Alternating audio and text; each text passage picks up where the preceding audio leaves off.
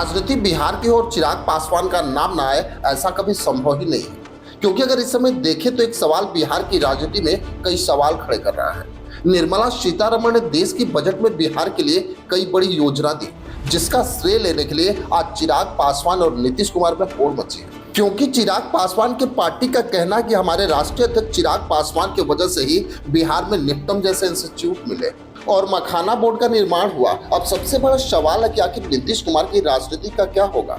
कुछ राजनीतिक पंडितों का तो ये भी कहना है कि नीतीश कुमार की राजनीति को समाप्त करने का प्लान अब शुरू हो चुका है।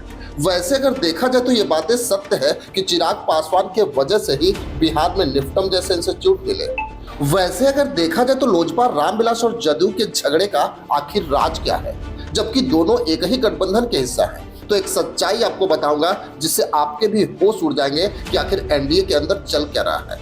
वैसे अगर देखें तो बिहार विधानसभा चुनाव में बजट सत्र चल रहा है और बिहार के उप मुख्यमंत्री सम्राट चौधरी ने बजट पेश किया, लेकिन एक वाक्य ऐसा हुआ जिसने सबका ध्यान अपनी तरफ खींचा। नीतीश कुमार ने इशारों में ही तेजस्वी यादव से बात की।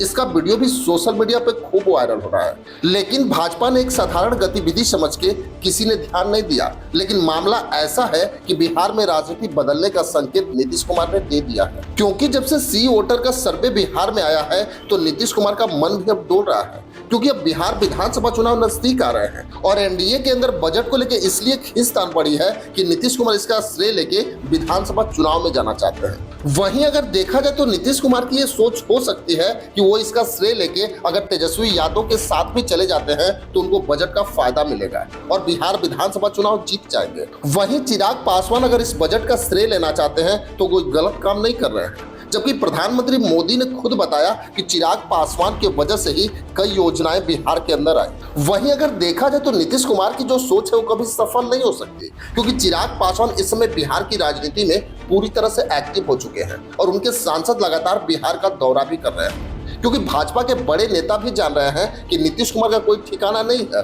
और ना ही उन पे कोई भाजपा नेता भरोसा कर रहा है। वैसे अगर देखें तो बिहार एनडीए के सीटों के बंटवारों की प्रक्रिया अब शुरू हो चुकी है और आने वाले समय में ये जल्द ही पता चलेगा कि नीतीश कुमार आगे क्या करते हैं। वैसे भले ही नीतीश कुमार तेजस्वी यादव के साथ जाने का प्लान बना रहे हो, लेकिन तेजस्वी यादव ने कभी मुख्यमंत्री नहीं बनने देंगे और लगभग वही हाल अब भाजपा में भी होगा, क्योंकि भले ही नीतीश कुमार बजट के नाम पे वोट जुटाने का प्रयास कर रहे हैं, क्योंकि पूरा बिहार जानता है कि निफ्टम जैसे इंस्टीट्यूट और मखाना बोर्ड किसके वजह से मिला है और उसमें सबसे ज्यादा भागीदारी किसकी है और वो विधानसभा चुनाव में दिखेगा भी कि आखिर जनता किसके पक्ष में सबसे ज्यादा वोट करेगी। क्योंकि अगर देखा जाए तो बिहार की जनता लगभग 20 सालों से नीतीश कुमार को देख रही है, लेकिन अब युवाओं की सोच नीतीश कुमार से धीरे धीरे हट चुकी है। लगातार पलटी मार की राजनीति से अब बिहार की जनता घबरा गई है और सभी जानते हैं कि चुनाव के समय भले ही नीतीश कुमार बिहार के उत्थान की बात कर रहे हैं, लेकिन वो कहाँ रहेंगे उन्हें खुद पता नहीं।